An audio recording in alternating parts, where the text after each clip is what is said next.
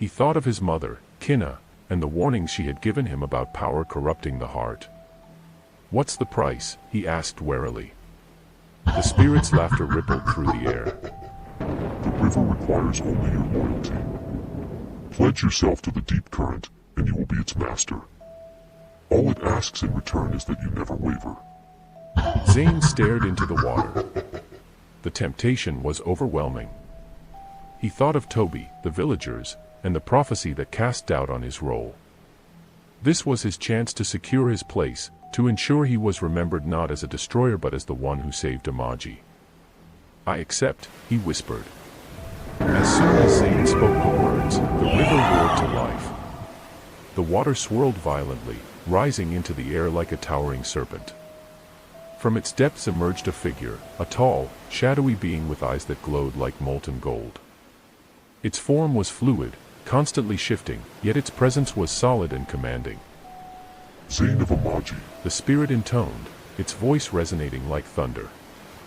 "You have made your choice. Now, take the power that is yours." The spirit extended a hand toward Zayn, and he hesitated only for a moment before stepping forward. The moment their hands touched, a surge of energy shot through Zayn's body. He gasped, feeling the river's strength coursing through him, its depths, its currents, its endless might. The spirit smiled, a cruel edge to its expression. "You are now bound to me, Zayn. Use this power wisely, or it will consume you." As soon as Kina spoke the words, the air around them seemed to change. The moonlight dimmed, and the river's roaring subsided, as if holding its breath in the wake of her decision. The villagers, once filled with uncertainty, now stood in stunned silence. They had expected Kina to choose Toby, the beloved child, the one they believed could bring peace. But her choice had been Zayn, the child they feared. Zayn, who stood beside her, had not moved. His eyes, which had once glowed with an almost magical light, now appeared calm, almost too calm. His expression was unreadable, and his lips remained sealed, as though he understood something the others did not. For a moment, the village seemed frozen in time, as if awaiting the river god's judgment. And then, the river answered. With a mighty rush, the waters surged up again, higher than before. The villagers stepped back in terror, but Zayn stood his ground, his feet planted firmly on the riverbank. Kina held her breath, praying that she had made the right decision. Afua's voice boomed across the water once more. "The time for fear has passed, Kina.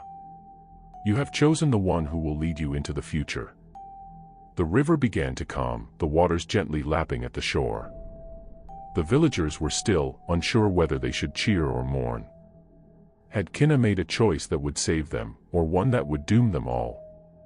Zayn's expression softened as the river returned to its normal state, its waters now tranquil and clear. He turned to Kina, his eyes filled with a deep understanding. "Thank you, Mama," he whispered. Kina's heart ached as she looked at him. She had chosen him, but the fear in her chest had not disappeared. She didn't know what the future held, or what the consequences of her choice would be.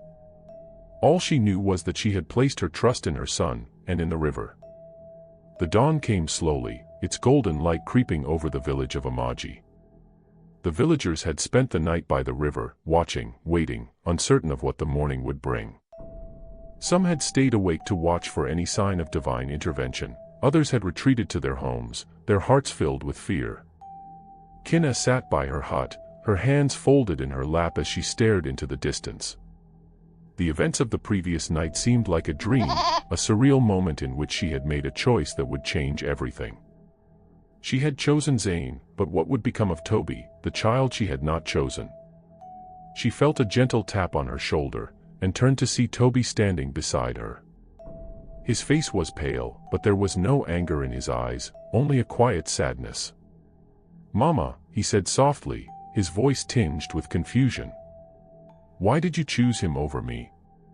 Kina's heart broke as she looked into Toby's eyes.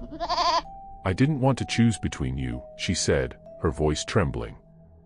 But the river spoke, and the prophecy was clear. Zayn is the one the river has chosen. Toby looked down at the ground for a moment, then met her gaze again.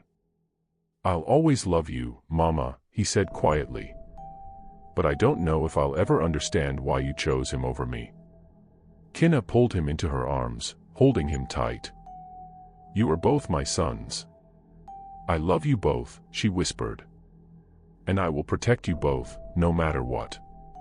In the days that followed, the village was quiet, an uneasy silence that hung over everything.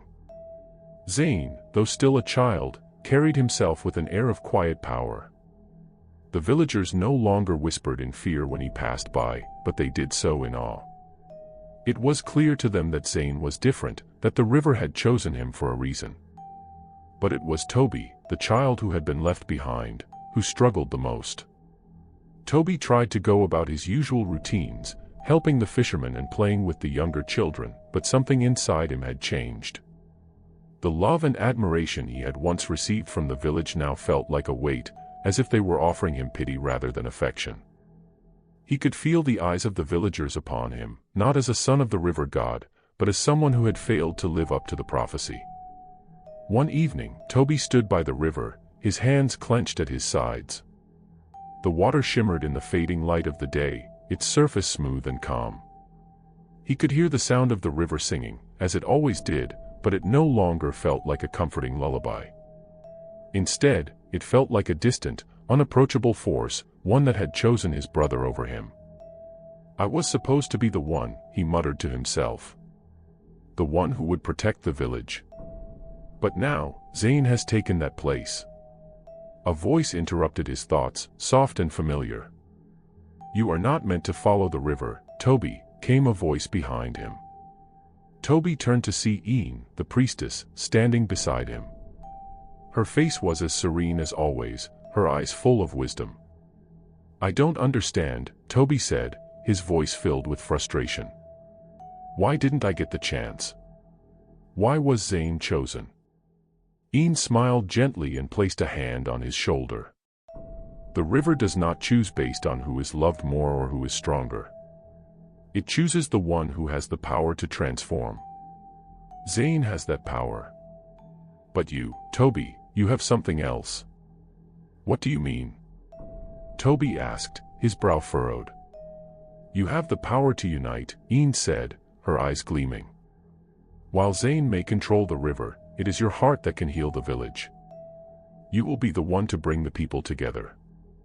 Toby looked at her, unsure of what to say. "But how can I do that? I'm just me." "You are everything you need to be, Toby," Zayn said softly. "Do not doubt yourself. The river has not rejected you. It has simply given you a different path." Toby stood in silence, the weight of Zayn's words settling over him like a warm blanket. He had spent so long trying to be the hero, trying to live up to the prophecy, that he had forgotten who he truly was. Perhaps the river had chosen Zayn for a reason, but that didn't mean Toby's journey had ended. In his heart, he knew that he, too, had a part to play. While Toby struggled to find his place, Zayn's connection to the river only grew stronger. He spent long hours by the water, speaking with it, listening to it, learning its ways. The river responded to him as it had never responded to anyone before, its waters obeying his command. One evening, as the village gathered by the river for a feast, Zayn stood at the water's edge, his eyes closed in concentration. The villagers watched in awe as the river parted before him, a wide path of water stretching from one bank to the other. Zayn walked across the water as if it were solid ground, his feet barely touching the surface. The villagers gasped, some even kneeling in reverence. Kina watched her son with a mixture of pride and fear. What had her choice set into motion? Zayn reached the center of the river and paused, turning to face the villagers. "This is the power of the river," he said, his voice calm and strong. "I am its chosen child, and I will protect you all." The crowd remained silent, their awe mingled with fear. The river was powerful, but so was Zayn, and the villagers knew that power could be both a blessing and a curse. In the days that followed Zayn's display of power, the village of Amaji became more divided. Zayn's connection to the river was undeniable, and the villagers who had once looked at him with fear now revered him. Every morning, he would stand by the river, calling forth storms or calming the waters at will. The villagers watched in awe, some offering sacrifices, others simply hoping that his power would continue to protect them. But Toby felt the distance between him and the rest of the village growing. He no longer felt the familiar warmth of their affection. Instead, he felt as though he was a shadow, cast aside by the very people he had once helped. One afternoon, while walking through the village, Toby found a quiet corner by the river. The same river that had once sung to him now felt distant and cold, its surface dark and mysterious. He sat down on the smooth stones by the water's edge, his heart heavy with uncertainty. "I don't know who I am anymore," he whispered to the river, as if it could hear him. "Everyone expects me to be something I'm not. They want me to be like Zayn. But I'm not him." The wind rustled through the trees, and for a moment, Toby thought he heard a voice, a soft, soothing voice calling his name. "Toby," it said. "You are not meant to walk the same path as Zayn. You have your own journey to take." Toby looked around, startled. No one was there. He stood up, his heart racing. Had he imagined it? But the voice continued, this time clearer, more real. "I am the spirit of the river's heart," the voice said. "I have watched you since you were born, Toby. You are not meant to be a wielder of power like your brother. You are meant to be a healer. A unifier." Toby's breath caught in his throat. "A healer?" he asked, his voice trembling. "How can I heal anything? I have no powers like Zayn. I'm just Toby." "No, Toby," the voice replied. "You have the power to heal hearts, to mend the broken bonds between the people. You are the one who can bring peace to the village. You must trust in yourself." Toby sat down again, his hands trembling as the words settled in his mind. A healer. Could he truly be one? He had never thought of himself in such a way. But the river had spoken, he had always felt a connection to it, even if he couldn't command it like Zayn. Perhaps, just perhaps, he had a different kind of gift. While Toby wrestled with his newfound purpose, the village of Amaji was becoming increasingly uneasy. Zayn's power over the river had only grown stronger, and with it, the villagers began to rely on him more and more. They called upon him to stop storms, to calm floods, to bring abundance to their crops. The river god, through Zayn, had become both protector and ruler. But power, as they say, is a double-edged sword. One evening, as the villagers gathered for another feast by the river, a loud cry broke the air. "The river! The river is rising!" Panic spread through the crowd as the waters surged higher than ever before, crashing violently against the banks. Zayn stood by the river, his face pale and strained. He extended his hands, trying to calm the waters, but the river seemed to fight him, its waves crashing harder, faster, as if rejecting his control. Kinna rushed to Zayn's side, her eyes wide with fear. "Zayn! What's happening?" "I don't know," Zayn said, his voice trembling. "I've never felt the river like this. It's angry." The river churned and roared, as though it had a life of its own. The villagers fled in terror, scrambling to higher ground as the water began to flood the village, submerging homes and fields. Toby watched from a distance, his heart heavy with the weight of the unfolding disaster. He knew Zayn had the power to stop the river, but why hadn't he been able to? And then, something inside him stirred. A deep, quiet understanding. He turned and ran towards the river. As Toby approached the river, he could feel its power surging, its anger almost palpable in the air. The waters were wild, thrashing against the shore, pushing toward the village with the force of a storm. Zayn was still standing at the water's edge, his hands raised, his face drawn with concentration. "Toby, get back!" Zayn shouted, but Toby ignored him. He had to act. He could feel the river's heart calling to him, whispering in a language only he understood. Without thinking, Toby stepped into the water, his feet sinking into the mud. The river felt cold against his skin, but there was no fear in his heart. He closed his eyes and reached out, as if he could touch the very soul of the water. "I hear you," he whispered, his voice soft but steady. "I hear your pain. I know you are angry, but please, do not destroy us.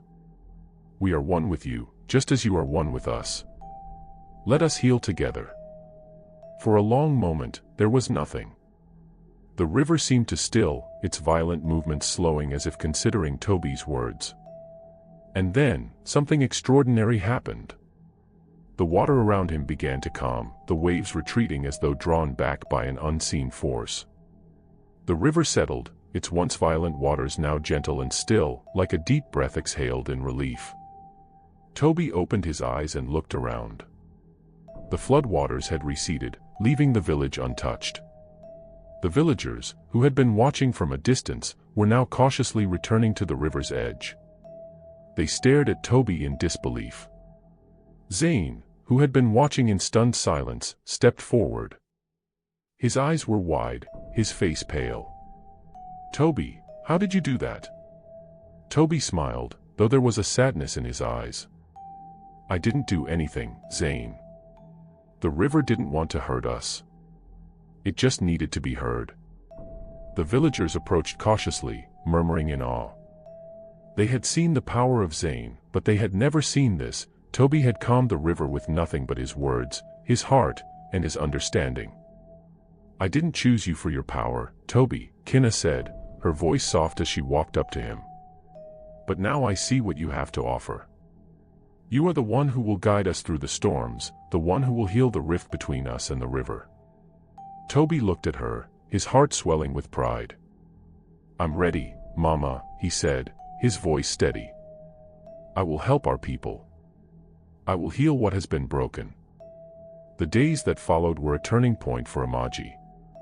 The village, which had been divided between the fear of Zayn's power and the uncertainty of Toby's place, began to unite once more. Toby's quiet strength and ability to calm the river's anger brought a sense of peace, while Zayn's connection to the river remained a powerful force of protection. Kinna watched her sons with a sense of pride, her heart filled with hope. They were both needed in the village, though in different ways. Zayn, the one with the power to control the river, and Toby, the one with the heart to heal the people. But even as the village began to rebuild and find its balance, something in the air had changed. The river had not calmed for long, it was only a matter of time before its restless spirit would stir again. And when it did, Amaji would need both brothers, not as rivals, but as partners, to face whatever the future held. The river was calm, but Zayn was not. Every day, he felt the weight of expectation pressing heavier upon his shoulders. Though the villagers praised him for his strength, they now looked at Toby with a kind of reverence Zayn had never known.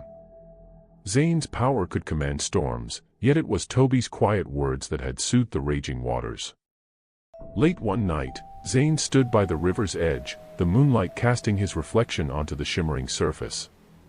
He clenched his fists, anger and frustration bubbling within him like the river's currents. "I am the son of the river god," he muttered to himself. "This is my birthright. Why can't they see that I am the one who will lead them?" The river rippled, and for a moment, Zayn thought he heard a voice. "They do not understand your greatness." He froze. The voice was low and melodic, like the hum of the river itself. Zayn glanced around, but no one was there. "Who's there?" he demanded. The voice chuckled softly. "I am one who has watched you, Zayn. I see the fire in your heart. The river chose you because of your strength. And yet, they do not see it." Zayn stepped closer to the water. "Who are you?" "I am the spirit of the deep current," the voice replied. "the power that flows beneath the surface of the river. The villagers worship the river god, but it is I who give the river its might. I can help you, Zayn. Together, we can show them your true power." Zayn hesitated, his heart pounding. "Why would you help me?" The spirit's voice softened, tempting and soothing. because I see what you are capable of. You are not meant to share your destiny with Toby. You are meant to rule, to protect the village with power no one can question. But to do that, you must embrace your full potential. What do you mean? Zayn asked, stepping closer to the water's edge. The current swirled, forming shapes that almost looked like hands reaching toward him. There is a pact, the spirit said. A bond that will give you control over the river, its depths, and its fury. You will be unstoppable, Zayn. No one, not even Toby, will dare to challenge you. Zayn's breath quickened. This was what he had been yearning for, a way to prove himself, to solidify his place as the savior of the village. But a part of him hesitated. He thought of his mother, Kinna, and the warnings she had given him about power corrupting the heart. What's the price? He asked warily. The spirit's laughter rippled through the air. The river requires only your loyalty. Pledge yourself to the deep current, and you will be its master. All it asks in return is that you never waver. Zayn stared into the water. The temptation was overwhelming. He thought of Toby, the villagers, and the prophecy that cast doubt on his role. This was his chance to secure his place, to ensure he was remembered not as a destroyer but as the one who saved Amaji. I accept, he whispered. As soon as Zayn spoke the words, the river roared to life. The water swirled violently, rising into the air like a towering serpent. From its depths emerged a figure, a tall, shadowy being with eyes that glowed like molten gold. Its form was fluid, constantly shifting, yet its presence was solid and commanding. Zayn of Amaji, the spirit intoned, its voice resonating like thunder. You have made your choice. Now, take the power that is yours. The spirit extended a hand toward Zayn, and he hesitated only for a moment before stepping forward. The moment their hands touched, a surge of energy shot through Zayn's body. He gasped, feeling the river's strength coursing through him, its depths, its currents, its endless might. The spirit smiled, a cruel edge to its expression. You are now bound to me, Zayn.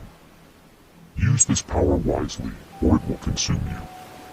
Before Zayn could respond, the spirit sank back into the river, leaving him alone on the shore. He stood there, trembling with exhilaration and fear. He felt different, stronger. The river seemed to respond to his very thoughts, the currents bending to his will. But as the waters calmed, a strange unease settled in his chest. What had he just done? The next morning, Zayn returned to the village, his newfound power thrumming beneath his skin. The villagers noticed immediately that something was different. His presence was commanding, his voice deeper, more resonant. When a storm gathered on the horizon, Zayn simply raised his hand, and the clouds scattered as though afraid of him. The villagers were in awe, but Toby watched from the sidelines, his brow furrowed. Something about Zayn's aura felt wrong. The connection he had once felt with his brother now seemed distant, almost severed. Zayn, Toby said quietly that evening as they stood outside their home. What happened to you? Zayn smirked, the flicker of a shadow crossing his face. I embraced my destiny, Toby. The river gave me the power I need to protect this village. The river? Toby asked, his voice tinged with unease. Or something else? Zayn's eyes darkened. You wouldn't understand. At first, the village flourished under Zayn's newfound power. The crops grew abundantly, the storms were kept at bay, and the villagers praised him as their savior. But soon, strange things began to happen. The river grew restless, its waters darker and colder. Fish that had once been plentiful began to vanish, and the villagers noticed an ominous stillness in the air. Those who ventured too close to the water spoke of whispers and shadows beneath the surface. Toby grew increasingly worried.